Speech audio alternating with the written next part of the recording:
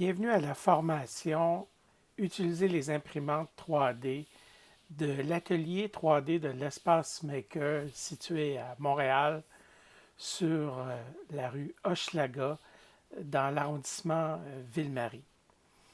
Alors, cet atelier, normalement, se donne sur place, en personne, comme on dit souvent en présentiel.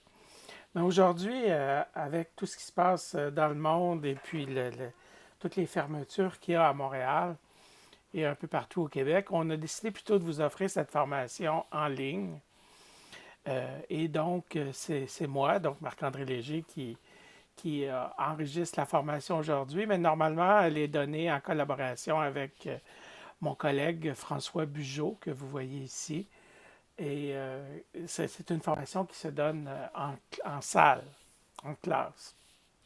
C'est une formation qui est considérée comme la base pour être en mesure d'utiliser les imprimantes 3D dans l'atelier 3D de l'Espace Maker. Donc, l'Espace Maker, pour ceux qui sont tombés sur cette formation-là par hasard, peut-être sur YouTube ou sur les médias sociaux, c'est un très grand makerspace, donc un atelier pour les makers, pour les gens qui aiment faire de la fabrication et créer des objets. C'est un atelier qui est ouvert à tous, mais pour pouvoir utiliser l'atelier, il faut être membre. Donc, tous peuvent devenir membres. Vous avez juste à aller sur le site Internet de l'Espace Maker pour avoir les détails au sujet de l'abonnement et des coûts d'abonnement. Il y a plusieurs choses qui se trouvent dans cet espace-là. L'atelier 3D, donc où on retrouve des imprimantes 3D, c'en est un. Et vous allez trouver aussi rattaché à l'atelier 3D, mais en fait situé dans un autre atelier parce que ça génère énormément de poussière, des appareils de fabrication numérique qu'on appelle communément des CNC. Mais il y a aussi une shop de métal, donc l'atelier métal où vous allez trouver toutes sortes d'équipements de fabrication pour machiner des pièces ou créer des pièces en métal, faire de la soudure. Un atelier de bois où vous allez trouver toutes sortes d'équipements aussi pour le bois et des ateliers d'électronique, des ateliers de sérigraphie, des ateliers de couture. Donc, c'est actuellement 15 000 pieds carrés, là, situé tout à côté du métro Préfontaine à Montréal. Éventuellement, même, ça va pouvoir devenir beaucoup plus grand puisque, en fait, il y a 30 000 pieds carrés, je pense, en tout, là, qui sont disponibles. Donc, cette formation en salle, comme je vous disais tout à l'heure avec François et Marc-André, mais en salle, c'est plus souvent François que moi qui le fait. C'est une formation qui dure environ 2 heures, qui inclut une partie pratique et une partie théorique. Donc, évidemment, dans la formation en ligne aujourd'hui, on va vous présenter que la partie théorique. La partie pratique, donc, se ferait sur place. Et puis, il suffit de prendre rendez-vous avec nous pour cette partie-là. La formation en salle coûte 10 pour les membres, 50 pour les non-membres.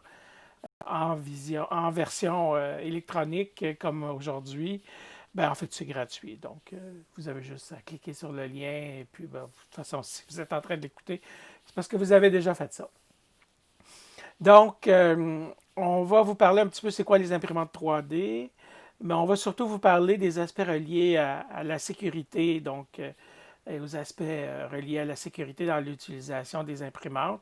Je pense que c'est probablement ça qui est le plus important. Donc, de comprendre là, c'est quoi les enjeux par rapport à ça, un petit peu de l'éthique, et puis ensuite sur vraiment les choses plus pratico-pratiques d'utiliser nos imprimantes. Il y aura une deuxième partie aussi là, dans laquelle on va vous expliquer un peu c'est quoi les différents modèles qu'on a sur place. Donc, on parle souvent que les imprimantes 3D, c'est quelque chose de nouveau, mais en fait, c'est pas du tout nouveau. Donc, ça existe quand même depuis quand même presque 40 ans. Et mais ce qui a fait la grosse différence, c'est le fait que les brevets maintenant sont échus. Donc, les brevets de base, parce qu'évidemment, il y a eu quand même beaucoup de recherche et développement qui s'est fait, qui fait qu'il y a eu de nouveaux brevets sur des éléments particuliers, qui fait qu'il y a encore des technologies brevetées en impression 3D. Mais les brevets initiaux à la base de tout ça sont échus. Et ce qui a amené donc la prolifération des imprimantes, puisque maintenant on peut trouver des imprimantes quand même à des prix assez abordables. Donc, en kit, vous pouvez faire une imprimante 3D pour probablement moins de 200 $. Et puis, dans les imprimantes déjà assemblées, ben, à partir de 400-500 $, il est possible aussi de trouver des appareils qui sont quand même assez utilisables. Donc, tout ça, je dirais, le principal facteur qui fait que c'est devenu possible, c'est le fait que les brevets sont échus. Et puis, il y a deux autres choses aussi qui ont eu un gros impact, qui sont importantes de noter, de connaître. C'est l'introduction des Fab Labs, donc des laboratoires de fabrication numérique, qui ont été introduits par les gens du MIT en 2002 et qui sont devenus un mouvement mondial depuis. Et d'ailleurs, s'il n'y avait pas eu la COVID-18, il y aurait le rassemblement mondial des Fab Labs qui aurait lieu, le Fab 16, qui aurait lieu à Montréal à l'été 2020, qui malheureusement a dû être cancellé. Il existe à Montréal un mouvement des Fab Labs qui a été créé à l'origine par un organisme qui s'appelle Communautique et avec son premier Fab Lab à Montréal qui est le EcoFab. Et il y a d'autres Fab Labs, on en retrouve aussi beaucoup dans les écoles. C'est quand même moins populaire ici qu'ailleurs dans le monde, par exemple en France ou en Afrique ou dans d'autres pays de la francophonie. Et puis évidemment aux États-Unis, on retrouve en fait, je pense qu'aujourd'hui on parle de plus de 1300 Fab Labs à travers le monde. Et il y a tout le mouvement des makers, donc introduit par M. Dougherty avec le Make Magazine et les fameux Maker Faire du Make Magazine. Donc, qui ont popularisé aussi un mouvement qui s'appelle les Makers, le mouvement des Makers. Et donc, en plus de tous les Fab Labs qu'on retrouve à travers le monde, on retrouve aussi beaucoup de Makerspace, donc qui ne sont pas dans la mouvance de ce qui a été créé au MIT, mais qui sont quand même dans l'esprit collaboratif, de partage, donc des espaces de co-création ou de création. Donc, on retrouve un peu partout à travers le monde et l'espace maker se définit comme un makerspace. Et donc, lui a ouvert à Montréal en 2019. Donc, au moment que vous faites cette formation en ligne, là, c'est le plus gros makerspace, certainement à Montréal. Je pense bien que c'est le plus gros au Québec. Et c'est probablement aujourd'hui le plus grand makerspace au Canada. Donc, c'est vraiment ce qu'on pourrait considérer un très grand makerspace avec énormément de services. Et nous, ben, on est l'atelier 3D donc, de ce makerspace-là. Des éléments importants à comprendre au niveau de la sécurité de l'utilisation des imprimantes 3D, c'est le fait que, comme en impression 3D, ce qu'on fait, c'est faire fondre un filament de plastique. Donc, la plupart des imprimantes qu'on utilise ici utilisent une technologie dans laquelle on fait fondre un filament.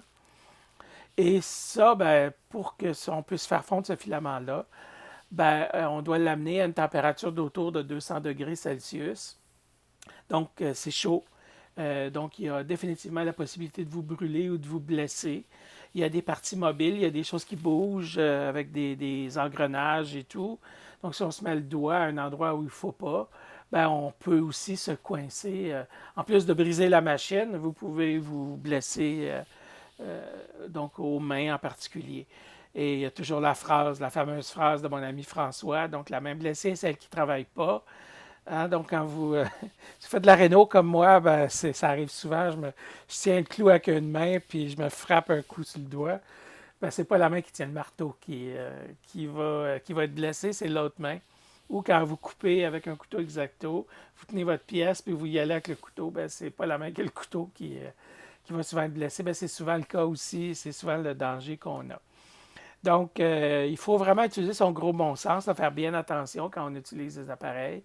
On ne voudrait pas que vous vous blessiez donc à ce niveau-là. Aussi, l'autre chose, c'est que comme on chauffe à 200 degrés Celsius ou autour de 200 degrés Celsius, et que des fois on a des impressions qui peuvent durer très longtemps, bien, il y a un danger d'incendie aussi. C'est-à-dire que des fois, un mauvais contact ou quoi que ce soit, ça peut générer une étincelle, pourrait y avoir un incendie. Donc, il faut faire attention. Nous, À l'Espace Maker, dans notre atelier 3D, on a mis en place un système avec des détecteurs de fumée qui fait que s'il détecte de la fumée, il va couper l'électricité à nos imprimantes 3D. Donc, elles vont arrêter de fonctionner. Et évidemment, votre impression ne se fera pas, mais surtout, on ne va pas mettre le feu dans place. Donc, pour nous, ça va, ça ne devrait pas être trop risqué, mais quand même, il faut faire attention. Donc, il faut être conscient de ce danger-là. Il ne faut pas mettre à proximité des imprimantes des choses qui pourraient brûler. On utilise par exemple de l'alcool pour nettoyer les surfaces d'impression pour que ça ne soit plus adhésif. Mais il ne faut pas laisser une bouteille d'alcool 90% ouverte juste à côté de l'imprimante qui chauffe à 200 degrés. C'est chercher le trouble. Donc, il faut bien faire attention à ça, aux aspects de sécurité. Donc, pour les imprimantes 3D, c'est quand même l'élément le plus important. Le plus susceptible, c'est les brûlures ou les incendies. Il y a un enjeu éthique aussi qu'il faut quand même faire attention. Quand on utilise les imprimantes 3D, vous avez la possibilité de numériser un objet, donc de scanner en 3D un objet, et vous pouvez reproduire cet objet-là. Mais il y a quand même des enjeux là, au niveau des droits d'auteur. Donc, il faut faire attention. Si vous faites un objet pour votre usage personnel, c'est peut-être moins grave. Mais si vous créez un objet pour en faire une utilisation commerciale, et puis vous pouvez voir, par exemple, quelque chose comme des fusées Tintin, par exemple. Il y a des gens qui vont imprimer. Moi-même, je l'ai fait pour mon usage personnel. Je me suis fait une petite fusée Tintin parce que je trouvais ça cute. Mais si vous commencez à en faire pour les vendre, vous pouvez être certain que la Fondation RG va certainement vous téléphoner ou vous envoyer une belle lettre d'avocat. Ça ne devrait pas prendre trop de temps. Donc, il faut faire attention à ça. C'est très puissant, les imprimantes 3D. Ça permet de faire des choses extraordinaires. Ça permet de vous créer une pièce, par exemple, pour réparer un objet, que la pièce elle est plus disponible. Donc, faire une pièce en plastique. Éventuellement, on voit apparaître de plus en plus des imprimantes qui permettent de faire du métal, par exemple. Bien, éventuellement, ces imprimantes-là, on en aura sûrement dans l'atelier. Pour l'instant, elles sont trop chères, mais ça, cher, c'est pas tellement grave parce que c'est toujours vraiment un problème à court terme. Mais là, ça peut vraiment devenir intéressant. Donc, et là, qu'il pourrait y avoir de plus en plus des enjeux. Donc, soyez conscients de ça. Quand vous utilisez un objet, il y a quelqu'un qui a créé cet objet-là, qui a investi de son temps pour créer l'objet. Puis je pense que logiquement, il devrait pouvoir être payé pour son travail s'il gagne sa vie avec ça. Donc, soyez conscients de ça. Sinon, il existe beaucoup d'objets libres de droit, des objets que les gens y ont partagés avec des possibilités, donc une permission d'en faire un usage non commercial.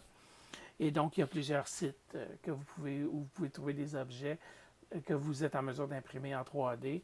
Et sinon, évidemment, la possibilité de créer vous-même vos propres objets. Quelques-uns des aspects qu'il faut tenir en compte quand on va créer un objet en impression 3D, c'est certains aspects au niveau des dimensions que les objets pourront avoir. Donc, je vais vous expliquer un peu plus tard dans la formation les enjeux reliés à la taille des différentes ou des surfaces utilisables des différentes imprimantes qu'on a ici. Mais sachez qu'il y a des enjeux, par exemple, des fois pour des plus grands objets, parce que c'est du plastique. Le plastique, il est fondu, donc il est mou. Et quand on le dépose et qu'on l'accumule couche par couche, alors qu'on construit un objet en impression 3D plastique, ben, il faut des fois créer des ponts, donc le bridging. Et ça peut avoir des enjeux, c'est-à-dire si on n'a pas de support nécessaire pour retenir le plastique qu'on dépose, à un moment donné, ça va créer là, des espèces de filaments tout croche. Dans le fond, ça va utiliser du plastique pour rien et on va se retrouver avec un objet qui sera non fonctionnel et non utilisable. Donc, dans le premier exemple qu'on voit ici de pontage, là, vous voyez un support à 90 degrés où là, vraiment, là, c'est complètement dégueulasse. C'est vraiment pas utilisable, l'objet qu'on crée là. Donc, on va plutôt utiliser des supports dans un cas comme ça, un peu comme on le voit sur le troisième objet. Mais des fois, quand il y a une certaine courbe, un certain angle, ben, on se retrouve avec des angles où c'est peut-être pas nécessaire d'avoir du support. Parce que quand même, gardez en tête que quand vous utilisez du support, ben, dans le fond, vous utilisez du plastique inutilement parce que vous allez le jeter ou idéalement peut-être le recycler, le plastique. Mais il fera pas vraiment utile pour votre objet. Donc, il faut être conscient de ce besoin-là, comme dans l'image du milieu, vous voyez les surplombs. Ben, dans un angle relativement grand, on n'en a pas besoin, mais à partir du moment où l'angle diminue, puis qu'on se retrouve, par exemple, à un angle de moins de 30 ben là, il va falloir vraiment, à partir de ce moment-là, s'assurer qu'on a les supports nécessaires. Donc, il faut bien connaître, puis ça, je pense que c'est plutôt avec l'expérience que vous allez apprendre. Mais on peut dire qu'à des angles relativement faibles, 10, 15, 20, 30 peut-être, ça ne sera probablement pas nécessaire. Mais quand on est à plus grand que ça, bien, probablement qu'assez rapidement, on va arriver aux limites de ce que notre imprimante est capable de faire compte tenu de la chaleur, compte tenu du plastique qu'on utilise, compte tenu de comment on a configuré le refroidissement avec des ventilateurs, par exemple, qui sont rattachés à l'imprimante. Donc, gardez ça en tête comme un élément assez important. Donc, avant d'aller plus loin, ça serait important aussi qu'on comprenne bien, quand on parle d'une imprimante 3D, c'est quoi les différentes composantes qu'on va retrouver sur l'ensemble des imprimantes. Donc, certainement que l'élément probablement le plus critique, ça va être l'extrudeur. Donc, l'extrudeur, c'est le moteur avec des engrenages qui va entraîner le plastique de façon à ce qu'on puisse le chauffer, donc avec le hot end qu'on voit ici. Donc, le hot end, dans le fond, c'est un élément chauffant avec une petite sortie, donc pour le plastique fondu. Et donc, c'est là que va se faire tout le travail de prendre le filament, donc qui est un fil d'une taille, souvent on a du 1,75 mm ou 3 mm ou de 2,85 dans certains cas millimètres. Nous, nos imprimantes, on a essayé d'être quand même de standardiser pour avoir besoin d'une seule sorte de filament, donc c'est tout du 1,75. Mais quand il sort du hot end, quand il sort donc de l'extrudeur, ben, il peut être de différentes grosseurs, entre 0,1 jusqu'à peut-être 1 mm. Mais souvent, ce qu'on retrouve, c'est 0,4 mm. Donc, nous, par défaut, tous nos imprimantes ici dans l'atelier ont des nozzles, le petit nez, le petit embout par lequel sort le plastique à 0,4. Mais en fait, on a toute une série d'embouts qui sont accessibles, qui sont disponibles, qu'on peut changer aussi pour certaines choses particulières. Mais souvent, ce qu'on va retrouver là, c'est du 0,4. Donc, on prend un filament. Le filament passe dans le tuyau que vous voyez et il est amené, donc, par l'extrudeur, il est amené vers l'embout chauffant. Et puis là, on va le déposer sur le bed, donc la plaque, la surface d'assemblage. Et couche par couche, on va construire un objet. Et donc, graduellement, cet objet-là va augmenter. Donc, ce que vous voyez donc, avec une petite tige qu'on tire, c'est là, les rails sur lesquels va se déplacer l'extrudeur, donc sur le X et Y. Et finalement, sur le côté, vous voyez deux rails qui vont éventuellement monter. Donc, on commence à construire l'objet avec l'extrudeur, avec le hot end, là, directement ou juste tout au-dessus de la plaque, c'est peut-être 0,1 ou 0,2 mm au-dessus de la plaque. Et graduellement, on va monter des couches, des couches, des couches, jusqu'à temps qu'on arrive à un objet donc, qui est complété. Et donc, pour que ça colle bien, donc, il faut qu'il reste sur le print bed. ben, souvent, on va chauffer le print bed pour garder le plastique un peu mou, donc pour avoir une meilleure adhérence. Et puis finalement, l'autre élément qu'on voit ici, le print display, donc un petit écran LCD qui va vous donner des indications sur où on est rendu dans l'impression, la température du bed, la température du hot end, etc. Donc ça, c'est les composantes là, qu'on va retrouver pas mal sur toutes les imprimantes qu'on va avoir, toutes les imprimantes 3D. Il y a aussi, là, vous voyez le cooling fan là, qui est juste à côté du hot end. Ben, c'est qu'on fait fondre le plastique pour le sortir, mais quand même assez rapidement, on veut le refroidir un peu pour que tout colle bien. Donc, c'est les principales là, parties d'une imprimante. Donc, on vous parlait tout à l'heure là, des besoins qu'on va avoir au niveau, quand on va parler de la conception. Donc, le fait qu'on veut là, garder du support, donc, dans certains cas. Donc, gardez ça toujours en tête là, quand on va parler des autres choses un peu plus tard, quand on va commencer à arriver à utiliser l'imprimante. Donc, l'imprimante 3D fonctionne sur 3 axes. Donc, X et Y, donc vous voyez la ligne verte et la ligne rouge. Alors, le X de gauche à droite, la ligne rouge, le Y de l'avant vers l'arrière, la ligne verte. Et graduellement, donc, on va monter l'objet, on va assembler l'objet couche par couche. Donc, ça, c'est le Z. Et donc, ça, c'est la ligne bleue qu'on voit ici. Donc, si on voulait construire l'objet complet, donc vous voyez le modèle de gauche, la boule qu'on voit là, bien, dans les faits, on va la construire donc couche par couche.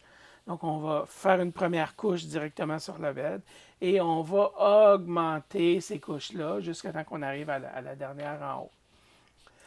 Donc, une autre chose aussi importante à garder en tête quand vous allez vouloir imprimer un objet, créer un objet, c'est, bien, selon ce que vous voulez faire avec, il y a différents types de plastique. Là, je ne vous donne pas toute la liste là, parce que là, ça finirait plus. Aujourd'hui, il y a énormément de types de plastique qui sont disponibles sur le marché. Je vous présente les principaux, les plus populaires, disons, ceux qu'on va retrouver le plus souvent. Par exemple, le PLA, l'ABS, le PET, le nylon. Le TPU, qui est un plastique mou, donc un genre de caoutchouc d'une certaine façon. Donc, si on a besoin de créer des choses molles. Celui qui est le plus facile, le plus courant, le plus facile, je vous dirais, à utiliser, c'est le PLA. Donc, le PLA, qui est à base, je crois, d'amidon, donc végétal à sa base. Certains vous diront que c'est biodégradable. Moi, je suis très sceptique, là. J'ai pas fait de test personnellement, mais il me semble que plastique, puis biodégradable, puis environnement, ça... En tout cas, on dit que c'est biodégradable, tant mieux. Mais comme je vous dis, moi, je suis un peu sceptique et je ne demande qu'à être confondu. Mais pour ce qui est de l'usage, en tout cas de l'utilisation, c'est vraiment le plus facile à utiliser.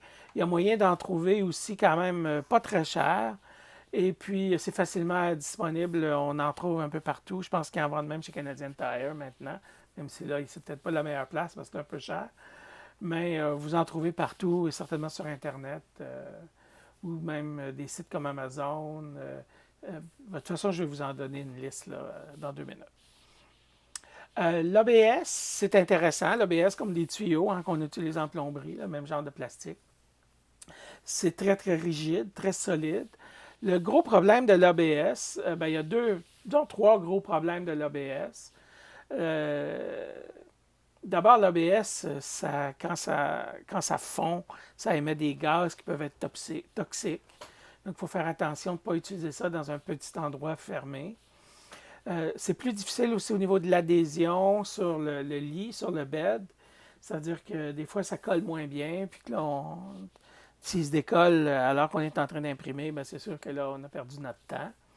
Donc ça, c'est embêtant. La température aussi, c'est un petit peu plus délicat. Avec le PLA, on a beaucoup de marge au niveau de la température qu'on peut utiliser pour l'impression. On parle en gros d'entre, disons, 190 degrés Celsius à 230 degrés Celsius. Donc, c'est exactement la bonne température. Va dépendre de quel plastique exactement, de quel PLA, de quel fournisseur, de quel mélange, etc. Puis il y a beaucoup, beaucoup de couleurs de disponibles. L'ABS, il y a moins de couleurs. Puis c'est un petit peu plus délicat. Sauf que, ce qui est vraiment intéressant avec l'ABS, c'est que c'est très rigide. Donc, une fois que votre objet y est fait, il est vraiment solide. Donc, ça peut être vraiment plus intéressant là, pour certaines utilisations. Un bon compromis, c'est probablement le PET, le PETG, entre autres, qui est populaire, que nous, on utilise beaucoup ici à l'Espace Maker. C'est un peu plus facile à utiliser et c'est extrêmement résistant. Donc, c'est vraiment un bon compromis. Le nylon est extrêmement résistant aussi, mais un petit peu plus délicat à utiliser, certainement plus sensible à l'humidité. Donc, si vous en imprimez de temps en temps, bien, comment vous allez conserver ce filament-là, c'est important si vous voulez pouvoir l'utiliser une fois, puis peut-être le réutiliser dans 2-3 mois. Le PLA, c'est beaucoup moins sensible à ça. Puis le PLA, en plus, c'est qu'on l'utilise vraiment beaucoup, parce que ça ne coûte pas cher, puis c'est facile à utiliser. Donc, souvent, c'est moins un enjeu parce qu'on ne le garde jamais assez longtemps pour qu'il soit plus utilisable. On le garde rarement assez longtemps pour qu'il soit vraiment plus utilisable. Mais sinon, vous allez voir ici, là, puis je vais vous parler tout à l'heure des différentes façons qu'on peut le conserver. Mais le nylon, c'est vraiment plus un enjeu. Puis le TPU, bien, le TPU, c'est vraiment très, très utile si vous avez besoin de quelque chose de mou. On peut penser, par exemple, à un genre de gasket ou une pièce plus flexible. Pensons à un masque, par exemple, où on veut que ça soit une certaine souplesse.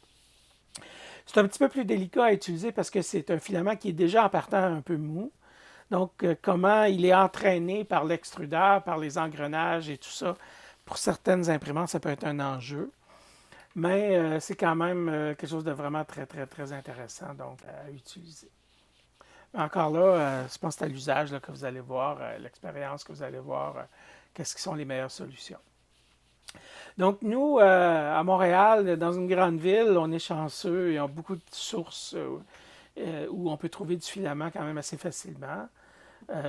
Éventuellement, on aura probablement un atelier, un petit magasin sur place où vous pourrez en acheter, mais pour l'instant, non.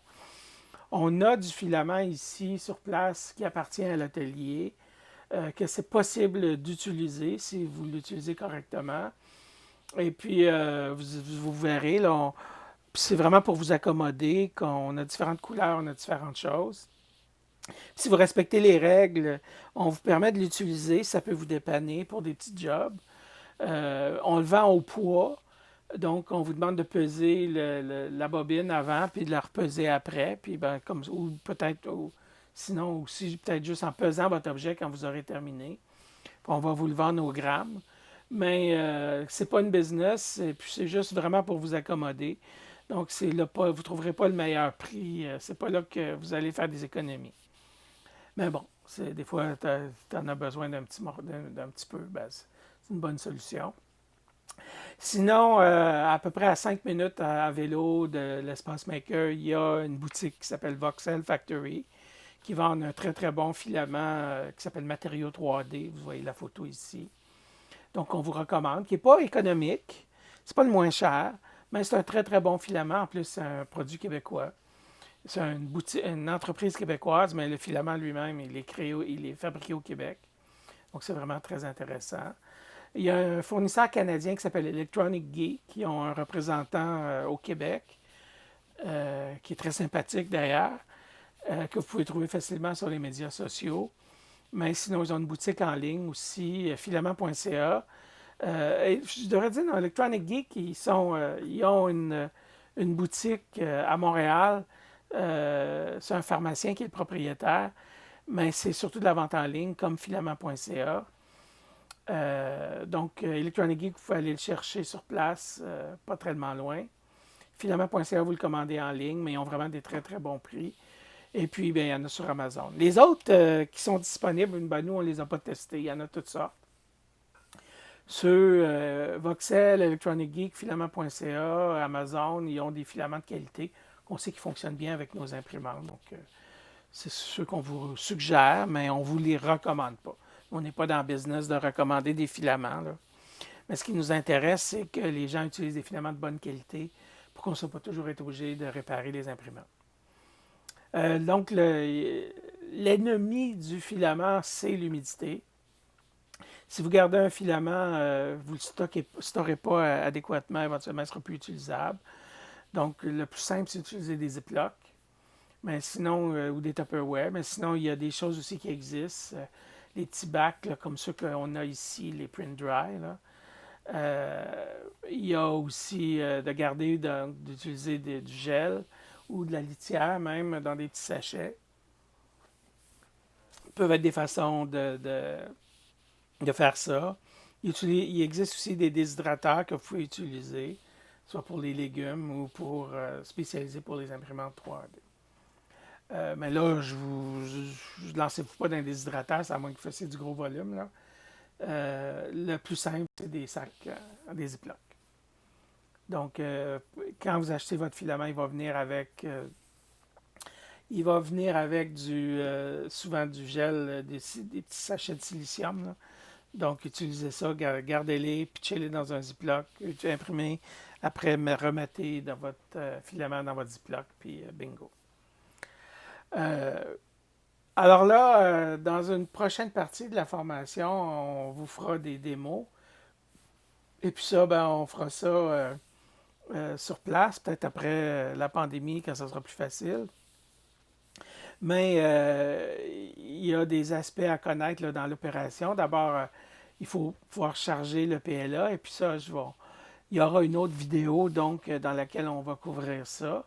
Mais la première chose à faire, donc, c'est de mettre le PLA dans l'imprimante. Donc, s'assurer qu'il se rende bien jusqu'à l'extrudeur. Puis il y a un processus pour faire ça. Donc, il y a une fonctionnalité dans les imprimantes pour loader, entre guillemets, le filament. Après ça, vous assurer que l'imprimante elle est bien calibrée.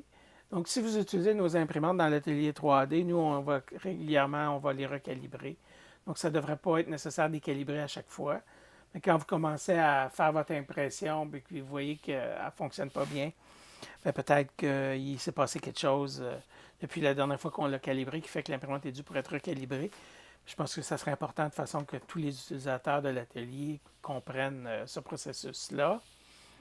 Finalement, l'enjeu de l'adhérence, donc s'assurer que votre filament, c'est particulièrement la première couche, donc va bien adhérer au bed, au lit d'impression.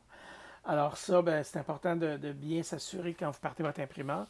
Mais des fois, selon les types de plastique que vous utilisez, il peut être nécessaire de mettre ou d'ajouter un adhésif ou d'ajuster, de bien ajuster, de bien choisir la température à laquelle on va faire chauffer ce lit-là pour s'assurer que ça va bien s'imprimer. Donc, ensuite, une fois que tout ça, ça sera fait, donc on va pouvoir charger notre fichier.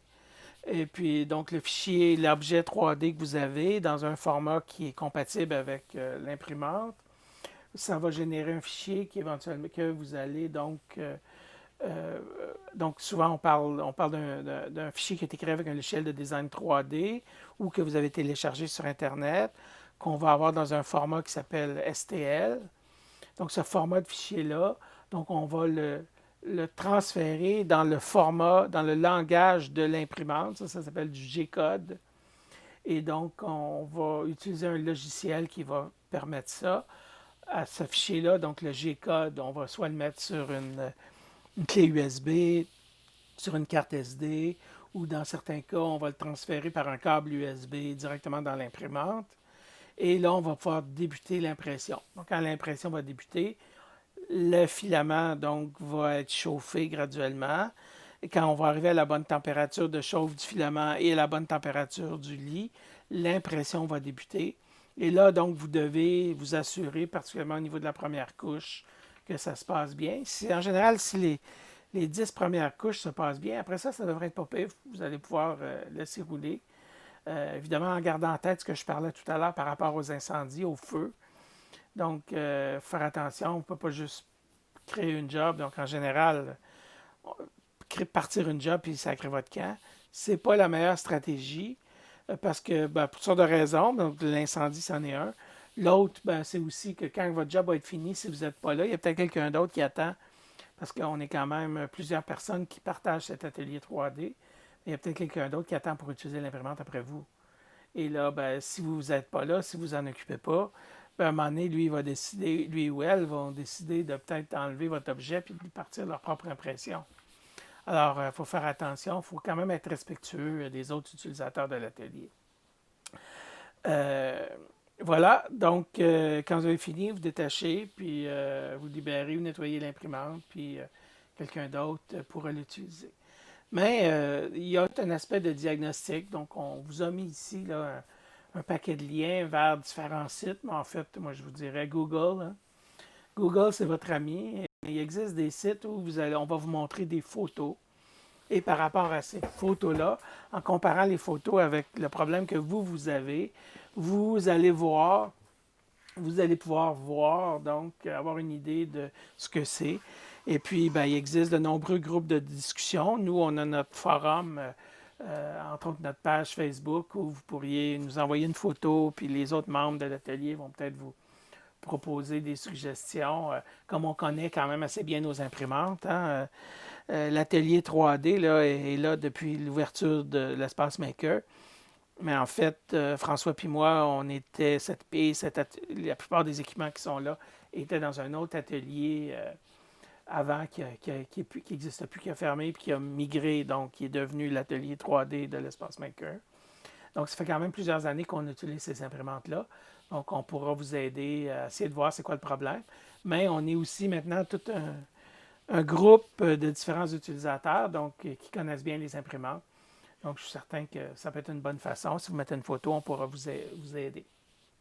Mais sinon, il existe plein d'autres groupes aussi hein, sur Facebook et ailleurs sur les réseaux sociaux qui pourraient être en mesure de vous aider aussi. Mais il y en a certains aussi qui ont créé des banques d'images ou des banques de diagnostic pour identifier certains des problèmes les plus courants. Donc, quand on parle de la première couche, bien, souvent, le genre de problème que vous allez voir, c'est parce que peut-être que l'imprimante n'est plus bien calibrée ou a besoin d'être recalibrée. Donc, la première couche n'est pas correcte. Donc, ce qu'on va retrouver souvent quand on regarde la première couche, comment le plastique est écrasé. S'il est trop écrasé, c'est parce que c'était trop bas. C'est-à-dire que la tête était trop basse par rapport au lit. Ou des fois, quand c'est vraiment, ça ressemble à des grosses, presque encore du filament, ben, c'est en fait beaucoup trop haut. Donc, l'idéal, c'est d'arriver entre les deux. Et puis ça, encore là, avec l'expérience, vous allez voir. Souvent, une autre chose qu'on va voir, quand c'est trop bas, ça va être comme trop écrasé ou parce que peut-être qu'on a trop chauffé puis que le poids de l'objet va avoir... donc, ça, c'est un exemple là, des différentes choses, là, différents types de problèmes là, qu'on pourrait retrouver, mais en fait, on pourrait passer toute la journée là-dessus. Là. Il y en a tout un paquet. Encore là, je vous dirais qu'avec l'expérience, là, vous allez apprendre. Une fois qu'on a fini d'imprimer notre objet, il y a tout un ensemble de différentes choses qu'on pourra faire avec notre objet. Puis vous allez peut-être trouver des exemples si vous regardez sur les tablettes dans l'atelier de différents objets, des différents traitements qu'on a fait après. Par exemple, on peut sabler l'objet pour modifier le fini. Une fois qu'on l'a sablé, peut-être mettre un vernis. On peut utiliser du filler, là, comme on voit utilisé par exemple pour réparer des autos, des carrosseries.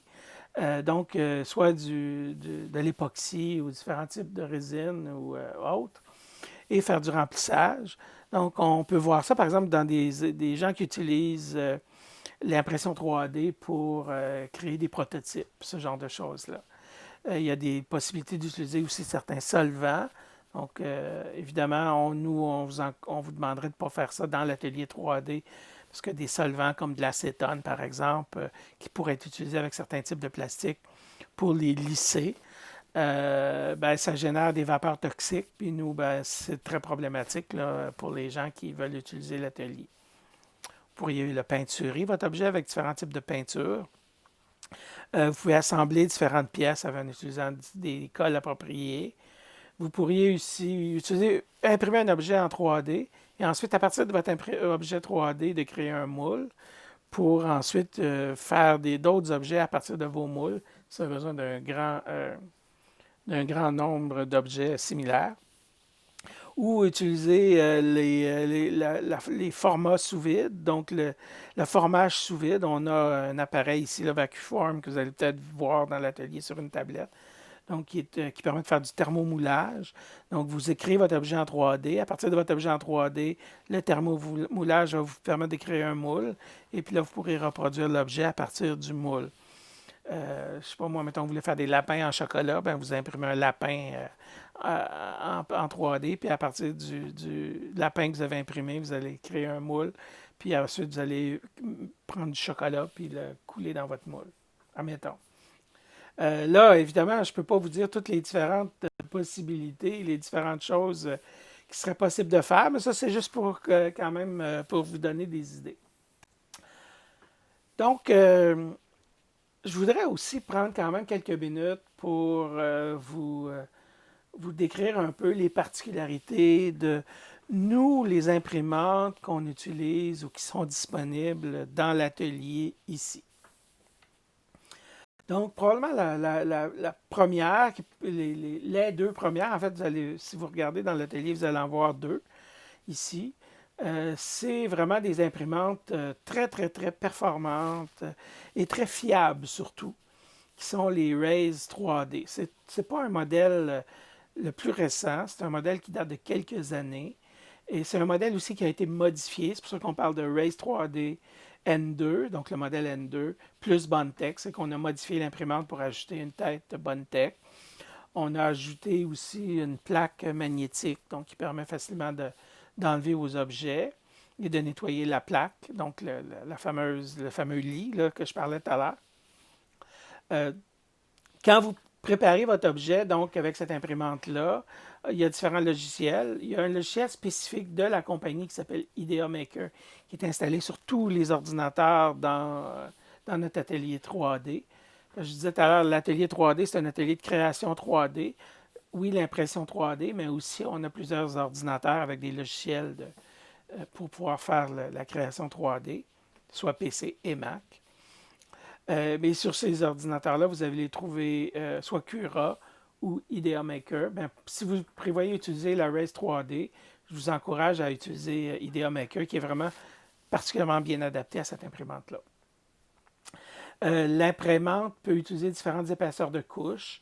Donc, plus la couche sera mince, plus ça va être long pour imprimer, mais plus l'objet va être précis, c'est-à-dire plus le résultat va être de qualité.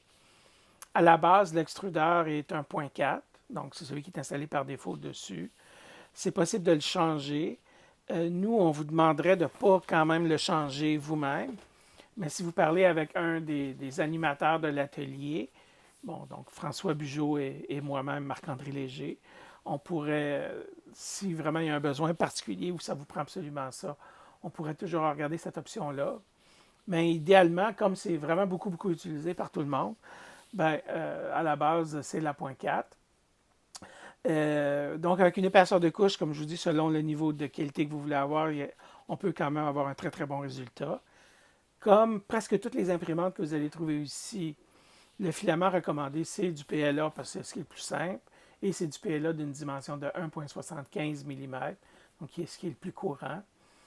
L'impression peut se faire de température variable. Le maximum pour cette imprimante-là, c'est 255. Donc, ça fonctionne très bien pour tous les plastiques que je parlais tout à l'heure, PLA, nylon, ABS, etc. Malgré que pour le nylon, c'est vraiment pas votre meilleur. Pour le nylon, une autre imprimante qu'on a qui est peut-être un petit peu plus... qui fonctionne un petit peu mieux peut-être. Ou avec lequel on a eu des meilleurs résultats, je vous dirais peut-être plutôt ça.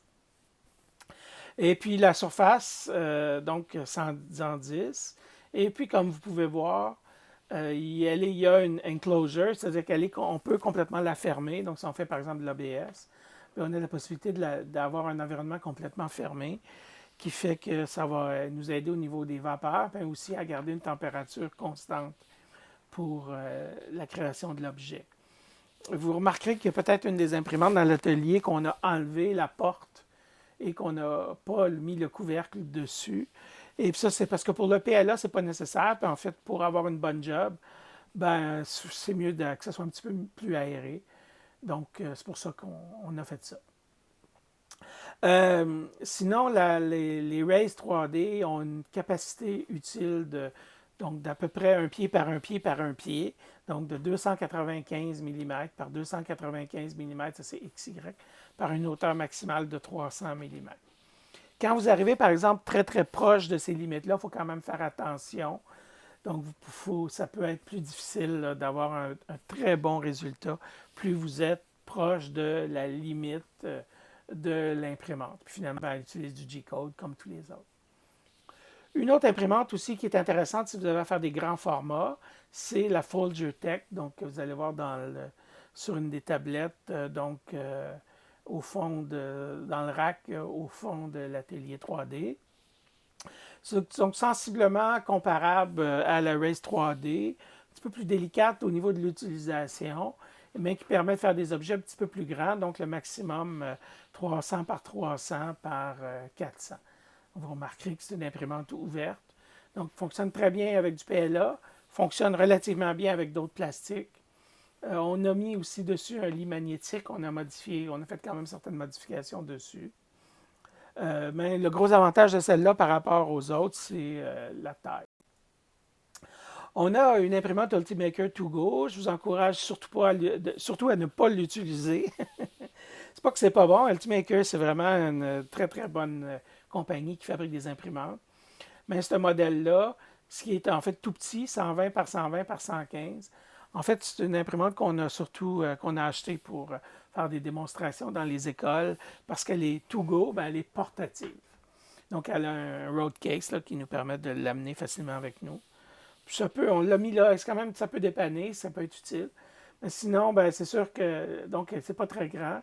Puis elle utilise un filament spécial de 2,85 mm qui est typique aux imprimantes Ultimaker.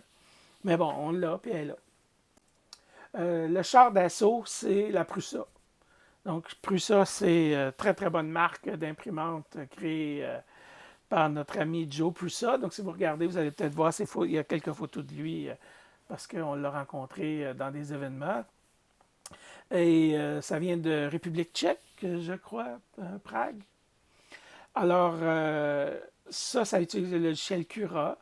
Et puis, ça utilise son propre logiciel aussi que vous allez trouver sur nos ordinateurs. Au niveau des formats, c'est un petit peu plus petit que la Raise 3D, 250 par 210 par 210. Mais c'est une imprimante qui est extrêmement fiable, qui fonctionne vraiment très, très bien, qui est vraiment facile aussi d'entretien. C'est une imprimante qui est très populaire dans le mouvement des makers. Donc, il y a beaucoup de makers qui vont acheter cette imprimante-là. Puis nous, on en a plusieurs, donc parce qu'on vous encourage à utiliser au maximum ces imprimantes-là. Si vous n'avez pas besoin d'imprimer quelque chose de très gros, ça peut faire un très bon travail. En plus, elle est très performante avec toutes sortes de plastiques, vraiment, même beaucoup mieux que la Raise 3D. Donc, je vous encourage à utiliser les différents modèles de Prusa. Donc, on a la Prusa modèle 3, la modèle Mark II, Mark II-S, tout un paquet. Ils ont toutes quelques petites particularités. Mais c'est le fait aussi qu'on en a beaucoup. Donc, si vous avez des grosses jobs à faire, puis vous voulez en faire beaucoup, là, vous pouvez utiliser toutes nos Prusa, puis vous faire plusieurs jobs, plusieurs impressions en même temps. C'est merveilleux, puis vous allez avoir de très, très bons résultats, vous allez voir. On a aussi d'autres imprimantes. Haribo, là, je ne sais pas, dépendant de quelle journée vous venez, peut-être qu'elle est fonctionnelle, mais en général, c'est plus une imprimante avec laquelle on fait des tests ou c'est une imprimante qu'on a assemblée nous-mêmes. Donc, je ne peux pas vous garantir qu'elle va être fonctionnelle ou pas, mais à partir du moment où on va avoir beaucoup, beaucoup d'utilisateurs, c'est probablement que vous avez une imprimante que vous allez pouvoir utiliser, qui va nous permettre d'augmenter donc notre nombre d'imprimantes. On a une imprimante aussi à résine. Donc, ça, c'est un principe différent des autres imprimantes. On n'utilise pas du filament de plastique. On a plutôt un bain de résine et on va shooter de la lumière, donc avec un principe de laser ou de lumière ici, LED, dans la résine qui va permettre de la faire durcir. Et ça permet d'imprimer des petits objets à partir d'une résine. Ça, c'est très intéressant pour des types de plastique particuliers. C'est beaucoup utilisé par les dentistes, par exemple, qui veulent faire des prothèses ou par des bijoutiers qui veulent faire des bagues ou des choses comme ça. Nous, on l'utilise vraiment pas beaucoup, en fait. Puis je ne sais même pas, là, selon la journée que vous venez, si elle est fonctionnelle, vous pouvez l'utiliser. Et certainement, s'il y a des membres de l'atelier 3D de l'Espace Maker qui aimeraient pouvoir expérimenter avec ça, ça va nous faire plaisir de travailler avec vous pour s'assurer que vous pourrez l'utiliser de la rendre fonctionnelle. On a tout ce qu'il faut. On a la résine, on a l'imprimante, on a les logiciels, mais bon, c'est pas quelque chose qu'on utilise beaucoup parce que souvent, en tout cas moi personnellement, je fais pas mal tout avec le filament PLA. Donc, on arrive à la dernière partie, la partie pratique. Et donc, évidemment, ça ne se retrouvera pas dans la vidéo.